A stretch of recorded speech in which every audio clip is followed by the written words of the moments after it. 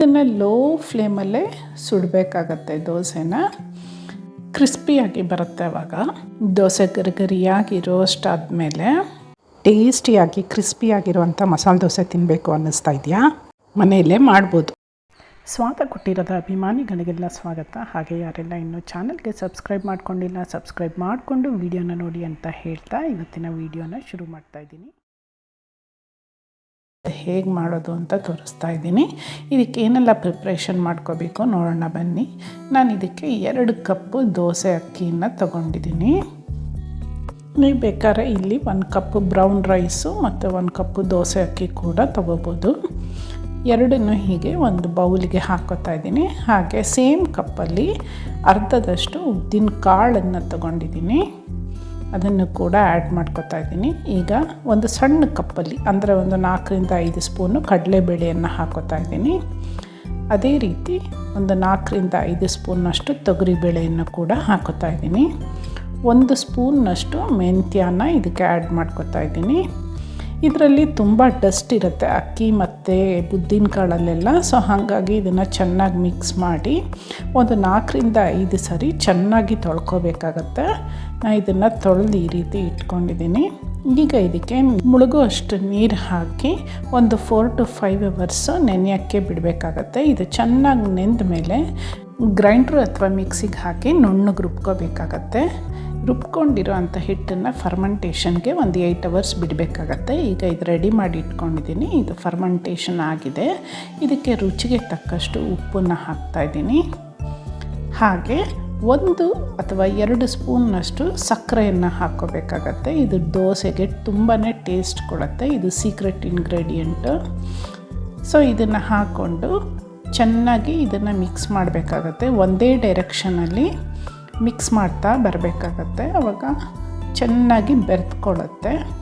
ಈಗ ಇದನ್ನು ಒಂದು 10 ನಿಮಿಷ ಸಕ್ಕರೆ ಮತ್ತು ಉಪ್ಪು ಹೊಂದ್ಕೊಳ್ಳೋಕ್ಕೆ ಬಿಡಬೇಕಾಗತ್ತೆ.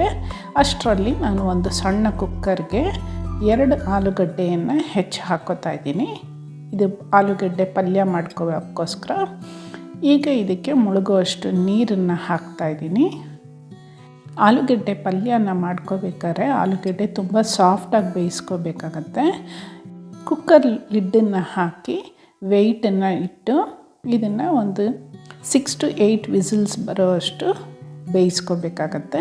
ತಣ್ಣಗಾದ್ಮೇಲೆ ಇದನ್ನು ಸಿಪ್ಪೆ ತೆಗೆದು ಚೆನ್ನಾಗಿ ಸ್ಮ್ಯಾಶ್ ಮಾಡಿ ಇಟ್ಕೋಬೇಕಾಗತ್ತೆ. ನೆಕ್ಸ್ಟ್ ಈಗ ನಾನು ಒಲೆನ ಹಚ್ಚಿ ಒಂದು ಪ್ಯಾನನ್ನು ಇಡ್ತಾಯಿದ್ದೀನಿ. ಇದಕ್ಕೆ ಒಂದು 3ರಿಂದ 4 ಚಮಚದಷ್ಟು ಎಣ್ಣೆಯನ್ನು ಹಾಕ್ತಾಯಿದ್ದೀನಿ. ಸಾಸಿವೆ, ಕಡಲೆಬೇಳೆ ಮತ್ತು ಉದ್ದಿನಬೇಳೆಯನ್ನು ಹಾಕಿ ಒಗ್ಗರಣೆ ಮಾಡ್ಕೊತಾ ಇದ್ದೀನಿ. ಈಗ ಇದಕ್ಕೆ ನಾನು ಹಸಿಮೆಣಸಿನ್ಕಾಯಿ, ಕರಿಬೇವು, ಈರುಳ್ಳಿ, ಕೊತ್ತಂಬರಿ ಸೊಪ್ಪು ಮತ್ತು ಬೇಯಿಸಿರೋ ಆಲೂಗಡ್ಡೆನ ಇಟ್ಕೊಂಡಿದ್ದೀನಿ. ಒಗ್ಗರಣೆಗೆ ಹಸಿಮೆಣಸಿನ್ಕಾಯಿ, ಕರಿಬೇವು ಸೊಪ್ಪನ್ನು ಹಾಕಿ 2 ಈರುಳ್ಳಿಯನ್ನು ಉದ್ದುದ್ದಕ್ಕೆ ಹೆಚ್ಕೊಂಡಿದ್ದೀನಿ. ಅದನ್ನು ಕೂಡ ಆ್ಯಡ್ ಮಾಡಿಕೊಂಡು ಈರುಳ್ಳಿ ಬಣ್ಣ ಬದಲಾಗೋವರೆಗೂ ಸ್ವಲ್ಪ ಫ್ರೈ ಮಾಡ್ಕೋಬೇಕಾಗತ್ತೆ. ಆಮೇಲೆ ಇದಕ್ಕೆ 1 ಸ್ಪೂನ್ ಅರಿಶಿನ ಹಾಕಿ ನಾವು ಬೇಯಿಸಿ ಸ್ಮ್ಯಾಶ್ ಮಾಡಿ ಇಟ್ಕೊಂಡಿರೋ ಅಂಥ ಆಲೂಗೆಡ್ಡೆನ ಇದಕ್ಕೆ ಹಾಕ್ತಾಯಿದ್ದೀನಿ. ಚೆನ್ನಾಗಿ ಎಲ್ಲನೂ ಹೊಂದ್ಕೊಳ್ಳೋ ಹಂಗೆ ಮಿಕ್ಸ್ ಮಾಡಿ ರುಚಿಗೆ ತಕ್ಕಷ್ಟು ಉಪ್ಪನ್ನು ಹಾಕ್ಕೋತಾ ಇದ್ದೀನಿ. ಈಗ ಕೊತ್ತಂಬರಿ ಸೊಪ್ಪನ್ನು ಕೂಡ ಇದಕ್ಕೆ ಹಾಕ್ಕೊಂಡು ಚೆನ್ನಾಗಿ ಮಿಕ್ಸ್ ಮಾಡಿ ಒಂದು ಬೌಲ್ಗೆ ಹಾಕಿಟ್ಕೋತೀನಿ. ಈಗ ಚಟ್ನಿ ರೆಡಿ ಮಾಡ್ಕೊಳ್ಳೋಣ. ಮಿಕ್ಸಿ ಜಾರಿಗೆ 1 ಕಪ್ಪಷ್ಟು ಹಸಿ ಕೊಬ್ಬರಿ, 1 ಮುಷ್ಟಿಯಷ್ಟು ಹುರುಗಡಲೆ, ಒಂದು 3ರಿಂದ 4 ಹಸಿ ಮೆಣಸಿನ್ಕಾಯಿ, ಸ್ವಲ್ಪ ಕೊತ್ತಂಬರಿ ಸೊಪ್ಪು, ಹಾಗೆ ಸ್ವಲ್ಪ ಶುಂಠಿ ಮತ್ತು ರುಚಿಗೆ ತಕ್ಕಷ್ಟು ಉಪ್ಪು, ಸ್ವಲ್ಪ ನೀರನ್ನು ಸೇರಿಸಿ ಇದನ್ನು ಚಟ್ನಿ ರುಬ್ಕೊಂಬರ್ತೀನಿ. ಇದು ನುಣ್ಣಗೆ ಇರಬೇಕು ಚಟ್ನಿ. ನೋಡಿ, ಈ ರೀತಿಯಾಗಿ ಚಟ್ನಿನ ರೆಡಿ ಮಾಡಿ ಇಟ್ಕೊಂಡಿದ್ದೀನಿ. ಈಗ ದೋಸೆನ ಮಾಡೋಣ ಬನ್ನಿ. ಒಲೆಯನ್ನು ಹತ್ತಿಸ್ಕೊಂಡು ಒಂದು ತವಾನ ಇಟ್ಟು ಸ್ವಲ್ಪ ನೀರನ್ನು ಚಿಮುಕಿಸಿ ಅದನ್ನು ಈ ಥರ ಒರೆಸ್ಕೋಬೇಕಾಗತ್ತೆ. ತುಂಬ ಬಿಸಿಯಾಗಿದ್ದರೆ ಅದು ನಾರ್ಮಲ್ ಟೆಂಪ್ರೇಚರಿಗೆ ಬರುತ್ತೆ. ನಾನಿಲ್ಲಿ ಕಬ್ಬಿಣದ ತವಾನ ಯೂಸ್ ಮಾಡ್ತಾಯಿದ್ದೀನಿ. ನಾನ್ ಸ್ಟಿಕ್ ತವಾನ ನಾನು ಯೂಸ್ ಮಾಡ್ತಾಯಿಲ್ಲ. ಈಗ ಒಂದು ಸೌಟು ದೋಸೆ ಹಿಟ್ಟನ್ನು ಹಾಕಿ ಈಕ್ವಲಾಗಿ ರೌಂಡ್ ಶೇಪಲ್ಲಿ ಹರಡ್ಕೋಬೇಕಾಗತ್ತೆ. ಇದಕ್ಕೆ ಸ್ವಲ್ಪ 1ರಿಂದ 2 ಸ್ಪೂನ್ನಷ್ಟು ಎಣ್ಣೆಯನ್ನು ಹಾಕ್ತಾಯಿದ್ದೀನಿ.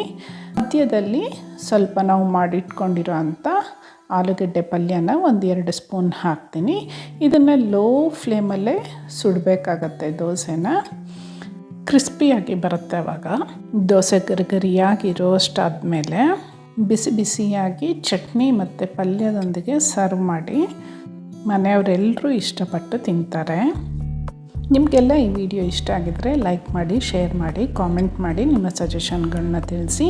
ಹಾಗೆ ಬೆಲ್ ಐಕಾನನ್ನು ಒತ್ತಿ ನನ್ನ ಈ ಚಾನಲ್ಗೆ ಸಬ್ಸ್ಕ್ರೈಬ್ ಮಾಡ್ತೀರಾ ಅಂತ ಅಂದ್ಕೊಂಡಿದ್ದೀನಿ. Thank you for watching.